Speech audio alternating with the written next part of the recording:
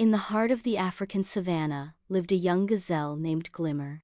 She was known for her gentle nature and graceful movements. Unlike the other gazelles, Glimmer preferred exploring the quiet corners of the savanna. One day, while wandering, she stumbled upon a hidden oasis. The water was crystal clear and surrounded by lush green plants. Glimmer was amazed by the beauty of the secret place. Soon, she noticed a small group of birds with injured wings. They were unable to fly and looked weak and hungry. Glimmer, with her kind heart, decided to help them. She spent her days bringing them fresh leaves and water. She would also sing soft melodies to soothe their pain. The birds grew stronger, and their wings started to heal. One sunny morning, the birds were finally able to fly again.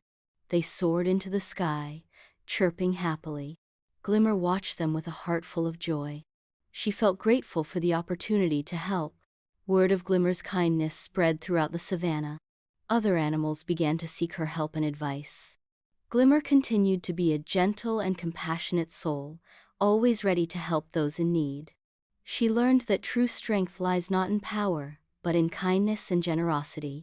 Her story became a legend, reminding everyone of the power of a gentle heart. The savanna was a better place because of Glimmer.